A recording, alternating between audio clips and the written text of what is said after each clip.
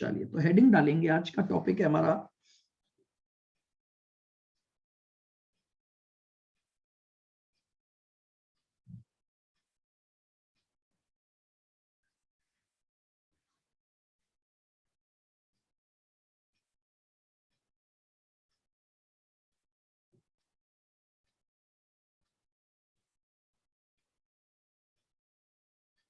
Valuation of stock on consignment.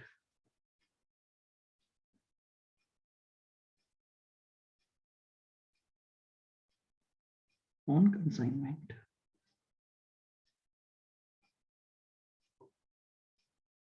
लीजिएगा, valuation of stock on consignment.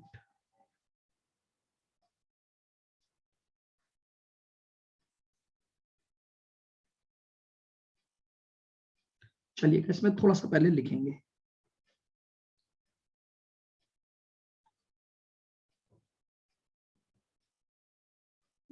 A consignor may have some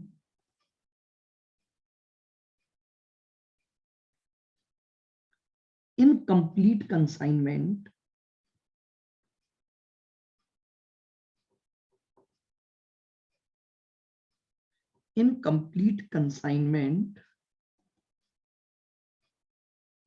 at the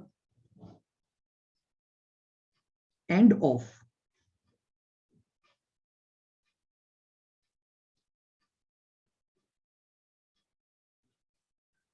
accounting year. A consigner may have some incomplete consignment. Incomplete consignment का मतलब है कि आपका अभी जो consignment transaction start हुआ था वो एंड नहीं हुआ। ऐसा क्यों हुआ? इसका मतलब है कि अभी भी वो गुड्स जो कंसाइनमेंट पर भेजा गया था उसमें से कुछ गुड्स अभी भी अनसोल्ड बचा हुआ है, इसीलिए उस ट्रांजैक्शन को हम बोल रहे हैं इनकम्प्लीट कंसाइनमेंट ट्रांजैक्शन। तो लिखे N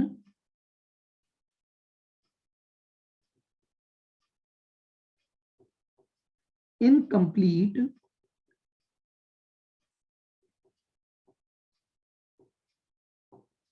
consignment means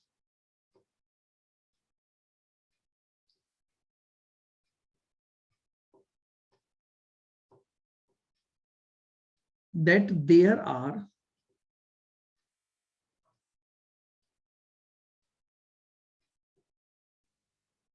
some unsold units with the consignee.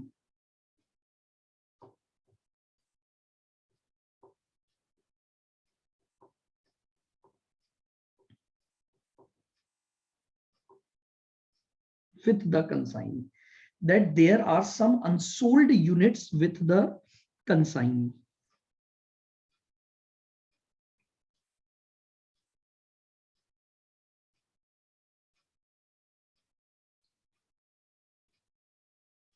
These unsold units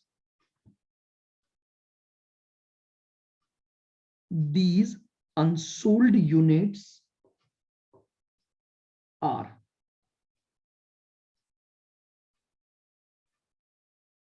known as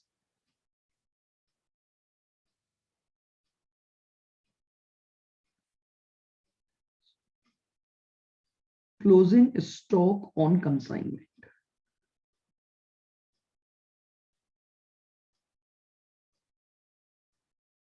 लीजिएगा, पहले तो मैंने आपको एक बेसिक डेफिनेशन बता दी। देखिए कंसाइनर ने कंसाइनमेंट पर जो जो गुड्स भेजा था वो ट्रांजैक्शन अभी तक इनकम्प्लीट है। इनकम्प्लीट होने का मतलब हो गया कि अभी भी कुछ गुड्स की यूनिट ऐसी हैं जो कंसाइनी के पास पड़ी हुई हैं, और इन्हीं अनसोल्ड यूनिट को क्या बोला जाता है? क्लोजिंग स्टॉक बोला जाता है।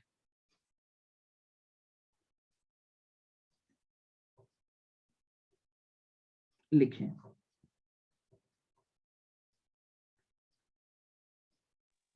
सर हाँ जी बोलो।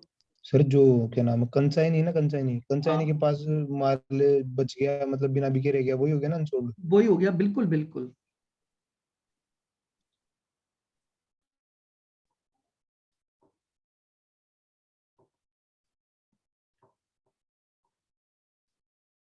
At the end of accounting year,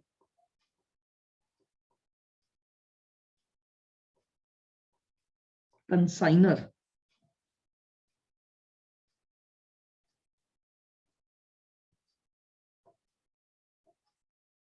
should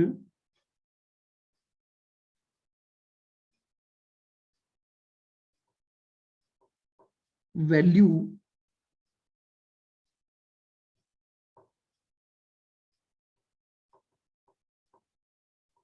the unsold stock and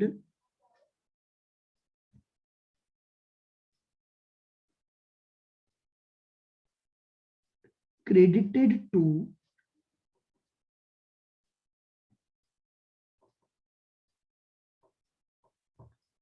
consignment account.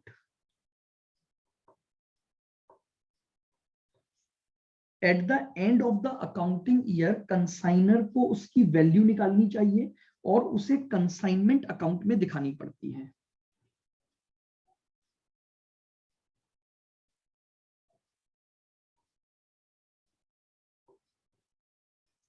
Value of unsold stock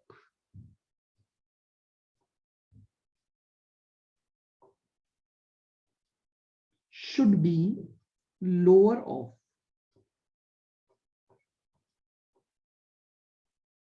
जो अनसोल्ड स्टॉक आपके पास है उसकी वैल्यू ली जाएगी, अंडरलाइन कर लेना, lower of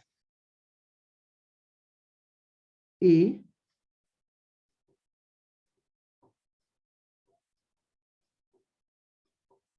cost price of stock और B market price of stock.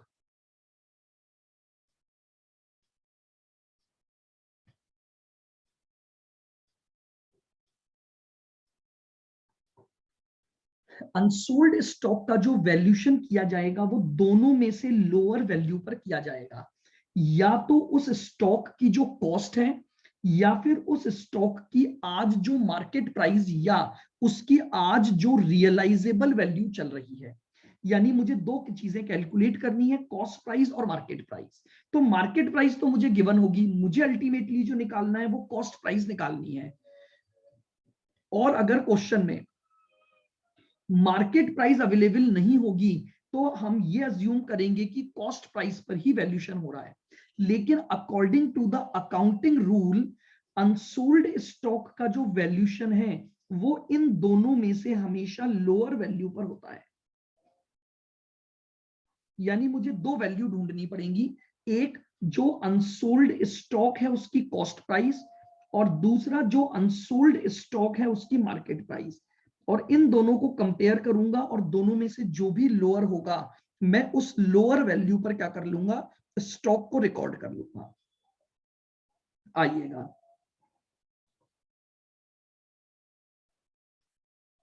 Note. और sir अगर मार्केट प्राइस नहीं दी होगी तो हमें तो हम कॉस्ट प्राइस कॉस्ट प्राइस पर ही ले लेंगे, बिल्कुल वो भी मैं आपको नोट में लिखवाऊंगा, है ना। चलिएगा नोट लिखें, हाउ टू कैलकुलेट। सर ये लोअर ऑफ वाला एक बार वापस बता दो ना। इन दोनों में से लोअर पर रिकॉर्ड करोगे क्लोजिंग स्टॉक को, बस कॉस्ट प्राइस निकालोगे, मार्केट प्राइस से कंपेयर करोगे और दोनों में से जो लोअर होगा उसी अमाउंट पर क्लोजिंग स्टॉक का वैल्यूशन माना जाता है। ये अभी मैं प्रैक्टिकल जब क्वेश्चन करवाऊंगा ना तो और क्लियर होगा। पहले अपन इन दोनों की कैलकुलेशन सीखेंगे फिर प्रैक्टिकल करेंगे तो आपको वो चीज समझ आ जाएगी मेरा कहने का मतलब क्या है। बेसिकली ये रूल होता है क्लोजिंग स्टॉक का कि जब भी क्लोजिंग स्टॉक का वैल्यूशन करना है तो दो चीजें आपको ढूंढनी पड़ेंगी, एक उस क्लोजिंग स्टॉक की जो भी यूनिट्स हैं उनकी कॉस्ट प्राइस और एक उनकी मार्केट प्राइस। ठीक है, how to calculate cost of closing stock.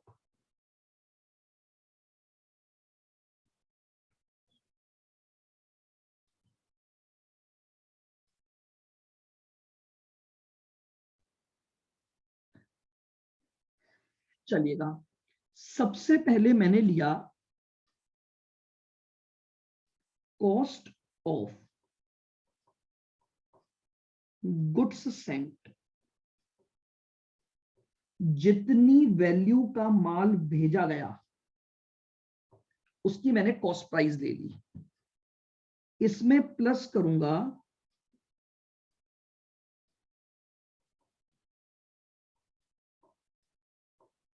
Expenses incurred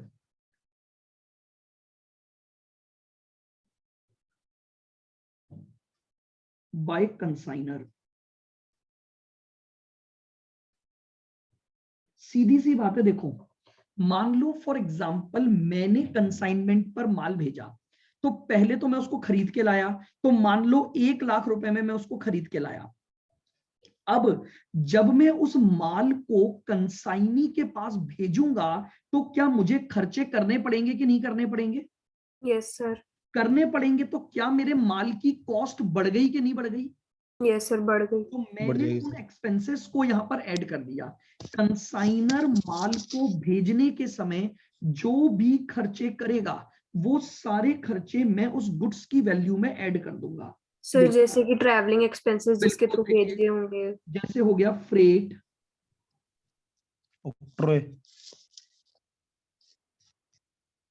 कैरिजेस,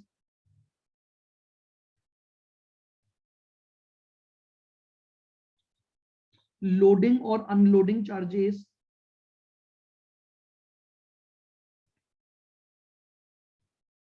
and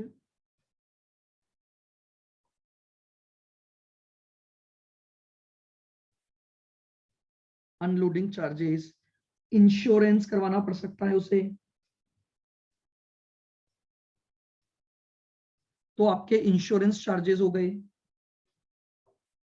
ठीक है, मान लीजिए किसी भी प्रकार की डॉक ड्यूटीज, डॉक ड्यूटीज मतलब जब माल समुद्र के रास्ते से जा रहे हैं तो जो डॉक यानी जो पोर्ट बने हुए होते हैं, बंदरगाह बने हुए होते हैं, वहां पर जो टैक्सेस लगते हैं वो सारे खर्चे अगर कंसाइनर ने किए हैं तो उन सबको मैं ऐड कर दूंगा। भाई एक बहुत सिंपल सा लॉजिक है, मैं माल को खरीद के लाया और मैंने उस माल पर कुछ खर्चे किए ताकि वो माल में भेज दूंगा, तो मेरे किए गए सारे खर्चे मेरे गुड्स की कॉस्ट को बढ़ा देंगे। बताओ, बिल्कुल क्लियर यहां तक? आओ यस सर। ऐड करेंगे।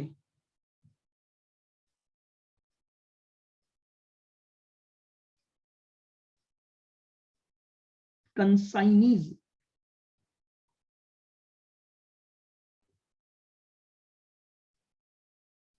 Non recurring expenses. ये क्या टर्म है सर? नॉन रिकरिंग का मतलब क्या है? देखो दो भाषा में मैं आपको समझाऊंगा नॉन रिकरिंग का मतलब। भाषा इन द सेंस इसका एक जनरल मीनिंग। देखिए नॉन रिकरिंग वर्ड का मीनिंग होता है ऐसे खर्चे जो बार बार नहीं होंगे, एक बार होंगे। यानी जिस समय गुड्स कंसाइनमेंट पर आएगा ये खर्चा केवल उसी समय होगा। या अगर मैं इसको दूसरे शब्दों में आपको बोलूं तो मैं ये बोलूंगा कंसाइनी के पास जब माल आएगा वहां से लेकर उसे अपने प्लेस ऑफ बिजनेस यानी गोडाउन तक या अपनी दुकान तक पहुंचाने के जो खर्चे होंगे केवल वो खर्चे यहां ऐड होंगे। कंसाइनी के सारे खर्चे ऐड नहीं होंगे, ध्यान रखना। कंसाइनर ने तो जितने खर्चे किए वो मैं ऐड करूंगा। क्यों? क्योंकि कंसाइनर के तो सारे खर्चे माल को भेजने से रिलेटेड हैं। लेकिन कंसाइनी के खर्चों के दो हिस्से होते हैं, एक रिकरिंग और एक नॉन रिकरिंग। मैं यहां पर केवल और केवल नॉन रिकरिंग खर्चों को जोड़ूंगा। सर नॉन रिकरिंग का मतलब एक बार फिर समझा दो। नॉन रिकरिंग खर्चों का मतलब होता है ऐसे खर्चे जो उस कंसाइंड गुड्स को अपने गोडाउन तक या प्लेस ऑफ बिजनेस तक पहुंचाने के लिए किए गए हों, उसके बाद का कोई खर्चा नॉन रिकरिंग में नहीं आएगा। और मैं दूसरे शब्दों में बोलूं तो नॉन रिकरिंग खर्चों का मतलब ऐसे खर्चों से है जो केवल एक बार हो रहे हैं, जिस समय गुड्स कंसाइनमेंट पर आया, उसके बाद वो खर्चे नहीं होते हैं जनरली। सर और जैसे कि शिप से माल अगर कंसाइनर ने भेजा है तो शिप से लेकर अपने गोडाउन तक की पहुंचाने का जो खर्चा है। बिल्कुल, जैसे शिप, जैसे माल के लैंडिंग चार्जेस हो गए, जब शिप से माल उतरेगा तो वहां पर जो चार्जेस आपको पे करने पड़ रहे हैं, फिर आप उसको ट्रांसपोर्ट के द्वारा अपने गोडाउन तक ले गए तो वहां पर अनलोड करवाने के कोई खर्चे लगे, ट्रांसपोर्टेशन का खर्चा लगा, केवल वो खर्चे ऐड होंगे, क्योंकि वो भी गुड्स की कीमत में जोड़ दिए जाते हैं। केवल और केवल नॉन रिकरिंग खर्चे, मेरी बात को फिर सुनना, यानी उस माल के कंसाइनी के गोडाउन पहुंचने तक के जो खर्चे हैं, केवल वो लिए जाते हैं। जनरली इसमें आपके पास फ्रेट,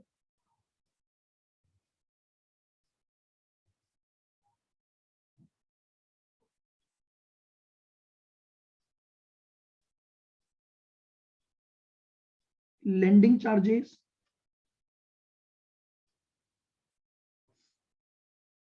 अनलोडिंग चार्जेस,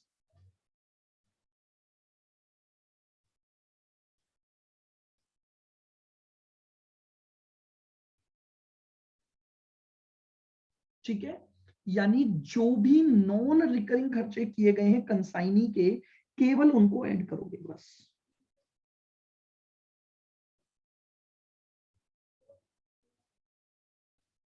ये लीजिए, ये आपके पास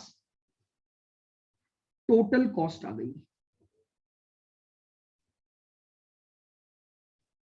टोटल कॉस्ट वापस से देख लेना, जितनी वैल्यू का, जिस कॉस्ट का माल भेजा वो ले लिया, प्लस कंसाइनर के खर्चे ऐड कर दिए, कंसाइनी के केवल नॉन रिकरिंग खर्चे ऐड करूंगा, तो अब मेरे पास उस गुड्स की क्या आ जाएगी, टोटल कॉस्ट आ जाएगी। अब मुझे ये निकालना है कि मेरे पास जितनी यूनिट बची हुई है उनकी कॉस्ट क्या है। तो अब मैं क्या करूंगा, लीजिए सर हाँ जी बोलो। सर इसमें खर्चे वगैरह ऐड करने का ही आएगा क्या सर? लेस वगैरह करने का नहीं आएगा क्या कोई? नहीं, लेस क्या चीज करोगे बताओ, कॉस्ट को कम कैसे मतलब करोगे आप? कॉस्ट को कम करने का एक ही तरीका होता है, अगर लॉस हो जाए तो लॉस को अभी मैंने चर्चा में नहीं लिया है, ठीक है, कोई और बेनिफिट नहीं होते, हमें केवल कॉस्ट ऐड करनी है सारी। चलिएगा, हेंस लिखें cost of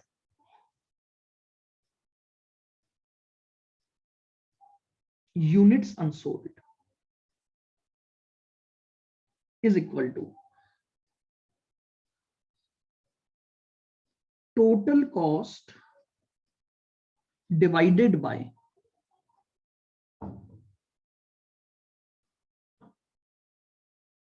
total number of units.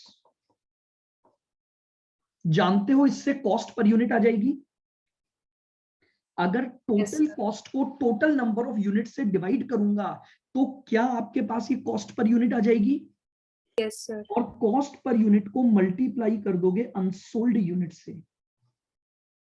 Unsold units, तो ये आपके पास कॉस्ट ऑफ अनसोल्ड यूनिट आ जाएगी। इस फॉर्मूले से मैं अनसोल्ड यूनिट निकाल लूंगा। बोलो, क्या सबको समझ आ रहा है? हिमांशु, मनीष, प्रियांशु, तनीषा? Yes sir. बिल्कुल बेसिक फॉर्मूला मैंने दिया है। Yes sir. मैंने क्या बोला एक बार वापस से मैं रिवाइज करवा देता हूं। जो स्टॉक कंसाइनी के पास बचेगा उसका valuation lower of these two value लिया जाएगा, या तो उस अनसोल्ड स्टॉक की कॉस्ट या उस अनसोल्ड स्टॉक की मार्केट प्राइस, इन दोनों में से जो भी कम होगा उस पर मैं स्टॉक का वैल्यूशन करूंगा। तो अब मैं आपको यहां पर पहले सिखा रहा हूं कि कॉस्ट कैसे ढूंढी जाती है। मार्केट प्राइस तो क्वेश्चन में गिवन होगी, उसको आपको ढूंढना नहीं है, वो तो गिवन होगी। कॉस्ट ढूंढने का तरीका क्या बताया गया वो मैंने आपके साथ डिस्कस किया। सबसे पहले मैंने लिया वो गुड्स जो कि कंसाइनमेंट पर भेजा गया उसकी कॉस्ट, उसमें प्लस कर दिए कंसाइनर के खर्चे, कंसाइनी के खर्चे। लेकिन ध्यान रखना कंसाइनी के केवल और केवल मैं कौन से खर्चे ले रहा हूं, कंसाइनी नॉन रिकरिंग खर्चे लूंगा। सर रिकरिंग खर्चे कौन से होते हैं? रिकरिंग खर्चों का मतलब है जो रेगुलर बेसिस पर होते हैं, जैसे गोडाउन रेंट। मुझे एक बात बताओ, मान लो मैंने माल को एक बार मंगवा लिया, क्या गोडाउन रेंट उसी समय देना पड़ेगा या तब तक देना पड़ेगा जब तक गोडाउन मैंने किराए पर ले रखा है? जब तक सर ले जब तक रखा किराए है। पे। समझ रहे हो? यानी ये रिकरिंग खर्चा हो गया। रिकरिंग मतलब रिपीटेटिव नेचर बोल सकते हो आप, जो कंटिन्यू बेसिस पर होता रहेगा। लेकिन मुझे एक बात बताओ, फ्रेट तो उसी समय लगेगा ना जब माल आएगा। क्या उसके बाद आप दोबारा यस सर। गाड़ी वाले को बुलाओगे कि भैया यार तूने मेरे लिए एक बार माल लाया था तो तू और पैसे ले जा? नहीं सर, वो तो सारा पेमेंट होगा उस टाइम। समझ रहे हो? अनलोडिंग चार्जेस कितनी बार पे करोगे? सर एक बार। एक बार। अब चलो, माल को बेचने के लिए एडवर्टीजमेंट करवाना चाह रहे हो, क्या एडवर्टीजमेंट का खर्चा माल को लाने से रिलेटेड है या उसको बेचने से रिलेटेड है? सर बेचने से रिलेटेड। तो बेचने का खर्चा यहां नहीं आएगा, वो रिकरिंग खर्चे होते हैं। और किसी भी प्रकार के सेलिंग एक्सपेंसेस आपको करने पड़े, वो सब रिकरिंग खर्चे होते हैं। नॉन रिकरिंग का मतलब होता है केवल कंसाइंड गुड्स को अपने गोडाउन तक लाने के लिए कंसाइनी को जो खर्चा करना पड़ा वो कहलाते हैं नॉन रिकरिंग खर्चे। बोलो क्लियर बिल्कुल?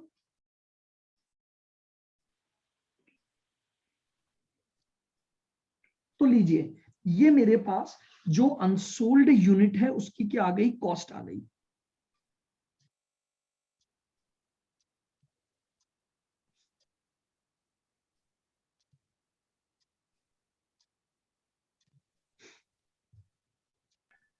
चलें आगे।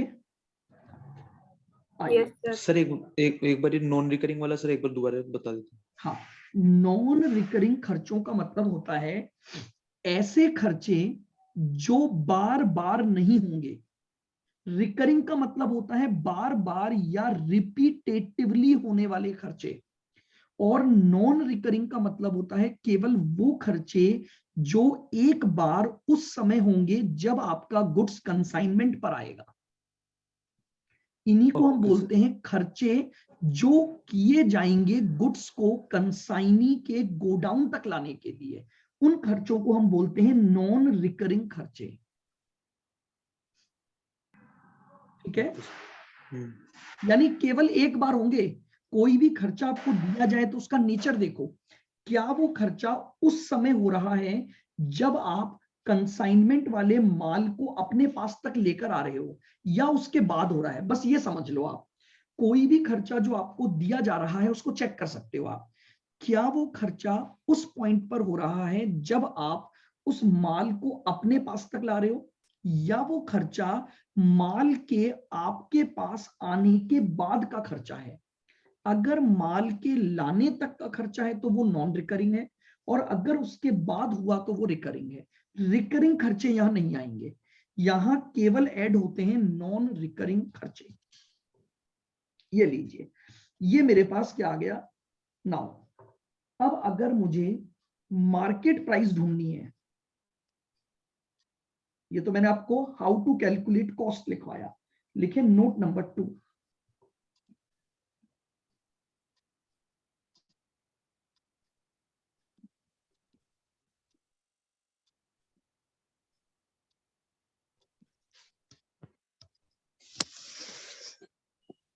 हाउ टू कैलकुलेट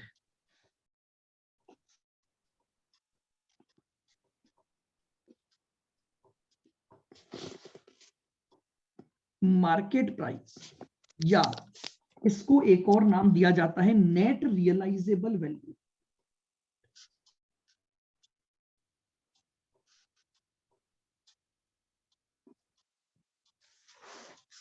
क्या बोला जाता है इसे?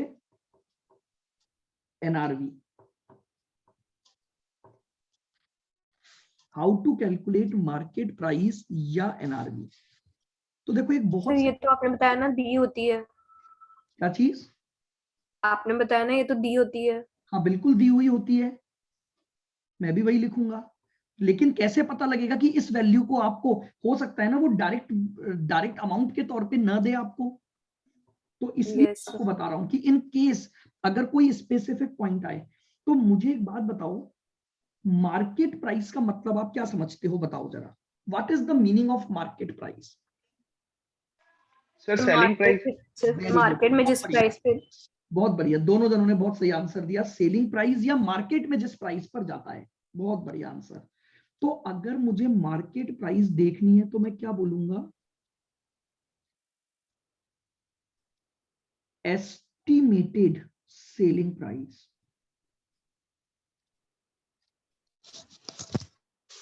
एस्टिमेटेड क्यों बोल रहा हूं जानते हो, क्योंकि अभी तो ये क्लोजिंग स्टॉक है मेरे पास, अभी अगर ये बिक गया होता तो क्या ये वैल्यूएशन होता क्या। ये वैल्यूएशन अपन क्यों कर रहे हैं, क्योंकि ये स्टॉक मेरे क्लोजिंग स्टॉक में पड़ा है, फ्यूचर में बिकेगा। तो मैं ये देखूंगा कि यार फ्यूचर में इसकी एस्टिमेटेड सेलिंग प्राइस क्या हो सकती है। बात समझ में आ रही है, और माइनस, वो तो सर अनुमान ही लगा रहे हैं ना। हाँ अनुमान ही लगता है बिल्कुल, minus expenses necessary to sell।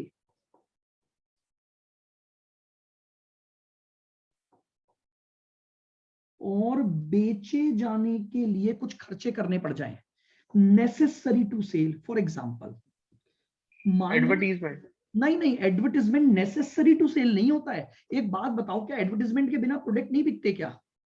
से बिकते हैं। मैं क्या बोल रहा हूं, नेसेसरी का मतलब जरूरी हो गया है वो खर्चा। दो एग्जांपल बताता हूं, आप मेरी बात को ध्यान से सुनना। देखो मान लो मैं एक पर्सन हूं और मैंने क्या किया, हिमांशु को क्या बोला वो सुनना। मैंने हिमांशु को बोला कि हिमांशु अगर तुम मेरे से ये प्रोडक्ट खरीदते हो तो मैं इसका इंस्टॉलेशन फ्री ऑफ कॉस्ट करवाऊंगा। अगर तुम मुझसे ये प्रोडक्ट खरीदते हो तो मैं इसका इंस्टॉलेशन फ्री ऑफ कॉस्ट करवाऊंगा। और ये इंस्टॉलेशन करने के लिए मैंने मनीष को बुला लिया। मैंने किसको बुला लिया, मैंने मनीष को बुला लिया। अब मुझे एक बात बताओ, मैं हिमांशु के लिए फ्री में इंस्टॉलेशन करवाऊंगा तो क्या मैं मनीष को भी पैसे नहीं दूंगा क्या। नहीं सर, देने पड़ेंगे। देने मनीष को दोगे पैसे सर। कौन देगा बताओ, दोगे सर। सर आप मैं ही दूंगा या दोगे। हिमांशु देगा। आप आप दोगे सर। ना, क्यों, क्योंकि मेरे कॉन्ट्रैक्ट में ये लिखा हुआ था कि अगर ये प्रोडक्ट बेचूंगा तो इंस्टॉलेशन फ्री ऑफ कॉस्ट होगा। अगर ये प्रोडक्ट बिका तो इंस्टॉलेशन तो पक्का पक्का होगा, नेसेसरी है वो उसके लिए। वो प्रोडक्ट इंस्टॉलेशन के बिना चल ही नहीं सकता। मान लो एसी, क्या एक बात बताओ, मैंने हिमांशु को एसी दे दिया, हिमांशु एसी घर पे ले गया और घर में अपने बेड पर रख दिया, क्या एसी ठंडा करने लग जाएगा क्या। No sir. No sir. क्या उसका इंस्टॉलेशन होना कंपलसरी है। Yes yes sir. Sir. Yes sir. अगर उसका इंस्टॉलेशन कंपलसरी है तो इंस्टॉलेशन पर मैं जो खर्चा करूंगा, क्या आप ये बोलोगे कि वो नेसेसरी टू सेल है। Yes sir. Yes sir. मेरी बात समझ आ रही है, वो इसीलिए हो रहा है क्योंकि वो बिक रहा है। अगर बिकेगा तो ही इंस्टॉल होगा ना, अगर बिकेगा नहीं तो इंस्टॉलेशन नहीं होगा। तो उसे हम बोलते हैं expenses necessary to sell. Clear हुआ एग्जांपल। सर इंस्टॉलेशन के अलावा भी कोई एग्जांपल। बिल्कुल, मैं दूसरे एग्जांपल पर भी आ रहा हूं। अब देखो क्या हुआ, मैंने, आप तनीषा है ना। Yes sir. हाँ, मैंने तनीषा को एक बात बोली कि तनीषा तुम जितना मेरा प्रोडक्ट बिकवाओगी तुम्हें उस पर 2% कमीशन दूंगा। अब मुझे ये बताओ, क्या ये कमीशन का खर्चा मेरा फिक्स्ड हो गया क्या, कि मैं हर बार दूंगा ही दूंगा तनीषा को, या केवल तभी दूंगा जब वो माल बिकेगा। सर जब वो माल वो बिकेगा। माल सर बिकवाएगी ना तब। तो आप समझ रहे हो, जितने में वो बिकवाएगी उसमें से मेरा 2% का खर्चा माइनस हो गया कि नहीं हो गया। Yes sir. तो Yes, sir. ये खर्चा नेसेसरी टू सेल हुआ कि नहीं हुआ? सर हो गया। आप समझ रहे हो? ये खर्चा तभी होगा जब माल बिकेगा। अब जैसे दूसरा एग्जांपल लेता हूं मैं, जो नेसेसरी टू सेल नहीं है, जैसे एडवर्टाइजमेंट। मुझे एक बात बताओ, मैंने अपने प्रोडक्ट का ऐड करने के लिए टीवी पर ऐड दे दिया, क्या टीवी का एडवर्टाइजमेंट ये नेसेसिटी बताएगा कि मेरा प्रोडक्ट बिक ही जाएगा? नहीं सर। आप समझ रहे हो? टीवी पर तो कई प्रोडक्ट के ऐड आते हैं ना, क्या ये नेसेसरी है कि हर वो प्रोडक्ट जिसका टीवी में ऐड आता है वो बिक ही जाएगा? No sir. No, sir. तो क्या No, sir. एडवर्टाइजमेंट का खर्चा नेसेसरी टू सेल मानोगे क्या? नो नहीं सर। सर। No, sir. मेरी बात समझ आ रही है? मैं यहाँ Yes. पर केवल वही खर्चा माइनस करूंगा जो नेसेसरी टू सेल होता है, यानी वो खर्चा इसी कंडीशन पर होता है कि माल बिकेगा तो खर्चा होगा, माल नहीं बिकेगा तो खर्चा नहीं होगा। उस खर्चे को बोला जाता है एक्सपेंसेस नेसेसरी टू सेल। वो यहां से माइनस हो जाएगा। क्यों? क्योंकि मेरी नेट रियलाइजेबल वैल्यू का मतलब है मुझे क्या मिला। जानते हो, रियलाइजेबल का मतलब होता है मुझे क्या मिला। तो मैं बोलूंगा मेरी ये सेलिंग प्राइस है, इस सेलिंग प्राइस में से ये खर्चे हो जाएंगे। क्यों? क्योंकि अगर बिकेगा तो ये खर्चा होगा, तो रिमेनिंग जो बचेगा वही मेरे प्रोडक्ट की एनआरवी आएगी या मार्केट प्राइस आएगी। ये लीजिए, मैंने आपको दो बातें सिखा दी, एक तो कॉस्ट निकालना और एक एनआरवी निकालना। अब इन दोनों को मैं कंपेयर करूंगा और इन दोनों में से जो भी लोअर वैल्यू होगी वो लोअर वैल्यू मेरी क्या मानी जाएगी? क्या मानी जाएगी लोअर वैल्यू? अनसोल्ड स्टॉक की वैल्यू मानी जाएगी। बोलो, क्लियर है बिल्कुल? Yes yes sir. सर। अब लिख लो एक और note,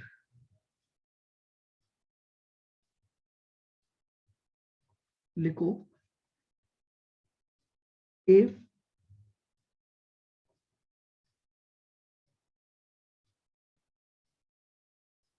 information of NRV is not given,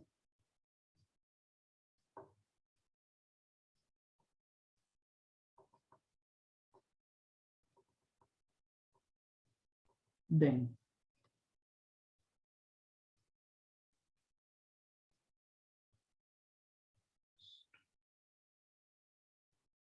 should be valued at cost।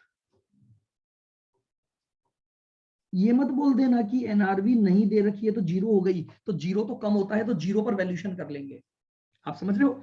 NRV नहीं है इसका मतलब एनआरवी जीरो, लेकिन जीरो थोड़ी मान लोगे एनआरवी को।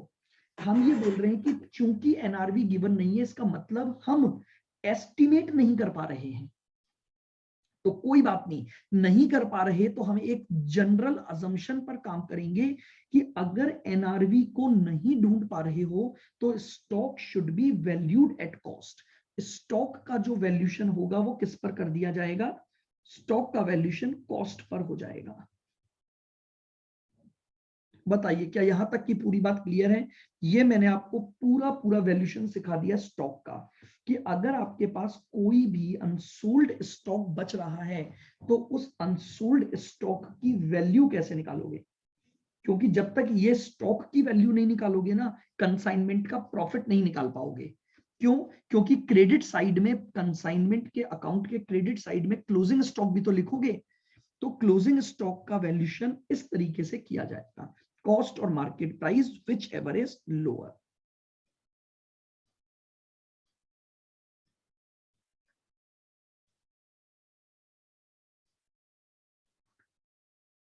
अभी हमने किसी भी प्रकार के लॉसेस की बात नहीं की है, हम केवल और केवल अभी बात कर रहे हैं स्टॉक का वैल्यूएशन। आप चाहो तो यहां पर ये लिख सकते हो, नो कंसाइनमेंट लॉसेस।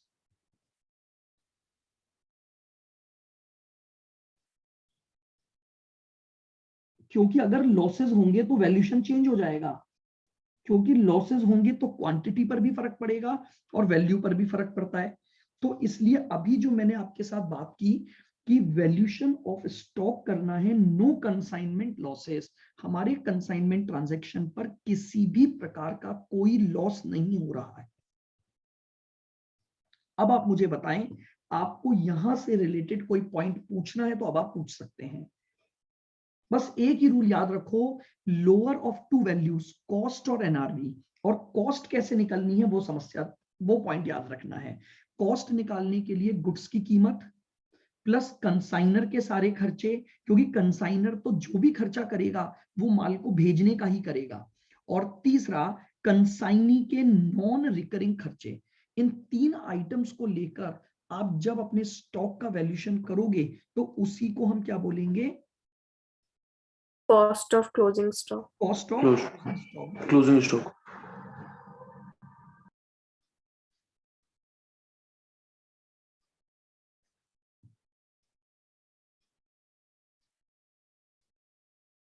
चलिए इसका एग्जांपल तो अभी होगा नहीं, मैं आपको थोड़ा सा और आगे का बता देता हूं। थोड़ी सी बात को हम डिस्कस कर लेते हैं एक बार लॉसेस को। देखिए, अगर कंसाइनर कंसाइनी को माल भेज रहा है, अब मेरी बात को एक बार ध्यान से सुनोगे आप, थोड़ा सा आप समझना।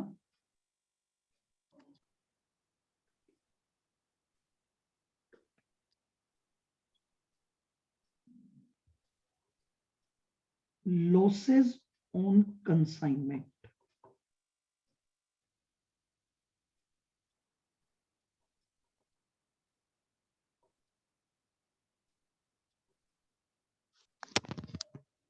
कंसाइनमेंट के लॉसेस पर मैं बात करता हूं। यह है कंसाइनर,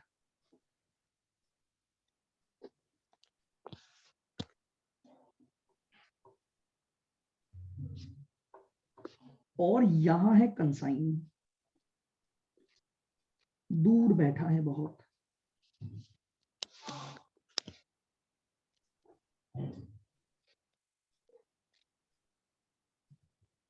और कंसाइनर ने यहां से माल ट्रांसफर किया,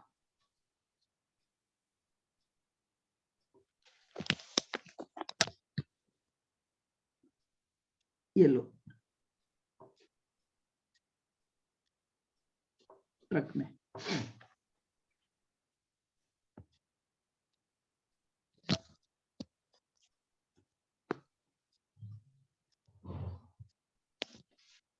ये है गोडाउन ऑफ कंसाइनी।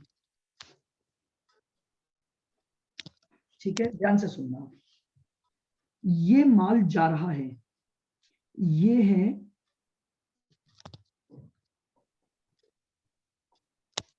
ट्रांजिट। क्या ये पॉसिबल है कि रास्ते में किसी एक्सीडेंट की वजह से या रास्ते में ट्रक कभी रात को खड़ा किया और इसमें से कोई माल चोरी हो गया, पॉसिबल है? Yes sir. रास्ते में कुछ एक्सीडेंट हो जाने की वजह से ट्रक में से कुछ माल गिर गया, yes Yes, sir. Sir. Possible है? मुझे ये Yes. बताओ, क्या ये माल अभी रास्ते में है और तभी लॉस हुआ? Yes Yes, sir. तो इन्हें बोला जाता है ट्रांजिट लॉस। क्या बोला जाता है? Transit Transit loss. Transit loss. जो लॉस कंसाइनी के पास पहुंचने से पहले ही रास्ते में हो गया, तो इस लॉस को हम क्या बोलते हैं? ट्रांजिट लॉस या लॉस इन ट्रांजिट। क्लियर? बिल्कुल। Yes sir. Yes, sir. चलिए भाई, अब ये ट्रक चलता गया चलता गया चलता गया चलता गया चलता गया चलता गया, और कहां पहुंच गया? कंसाइनी के गोडाउन। गोडाउन में। भैया माल उतार दिया इसने, जो नुकसान हुआ वो ठीक है, पर बाकी माल भी तो बचेगा ना, वो माल इसने गोडाउन में उतार दिया। आओ, अब कंसाइनी के गोडाउन से चोरी हो सकती है क्या? No, sir. या कंसाइनी Yes, के sir. गोडाउन में आग लग गई और माल जल गया, हो सकता है क्या ऐसा? Yes Yes, sir. sir. Yes, sir. बोलते हैं, समझ रहे हो आप? ये तो ट्रांजिट में हुआ और ये कंसाइनी के पास हुआ।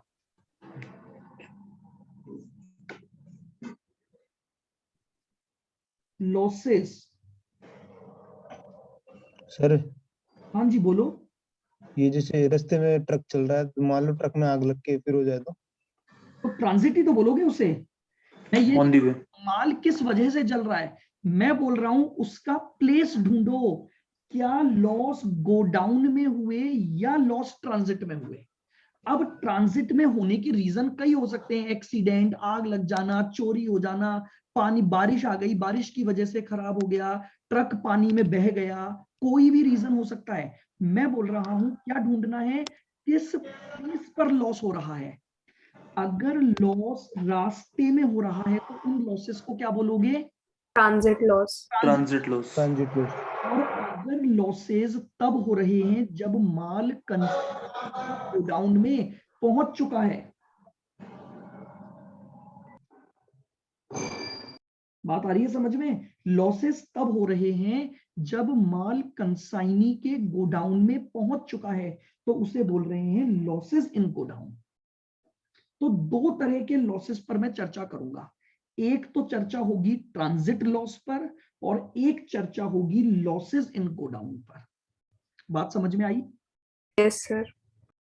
अगर माल रास्ते में हो गया, बताऊं ऐसा क्यों कर रहा हूं मैं, अब मेरी एक और बात सुन लो जाते जाते बस। ट्रांजिट लॉस अगर हुआ है तो बताओ क्या उन यूनिट पर कंसाइनी ने खर्चे किए होंगे क्या? नो सर, कंसाइनर ने। आप देखो कितना बढ़िया पॉइंट हम बात कर रहे हैं। अगर लॉस कंसाइनी के पास पहुंचने से पहले हो गया, अगर लॉस कंसाइनी के पास पहुंचने से पहले हो गया यानी ट्रांजिट में हो गया, तो भैया सीधी सी बात है उन खर्चों पर कंसाइनी के तो खर्चे लग ही नहीं सकते। तो वैल्यूएशन करते समय ये बातें ध्यान रखनी पड़ेंगी आपको कि लॉस किस जगह पर हुआ है।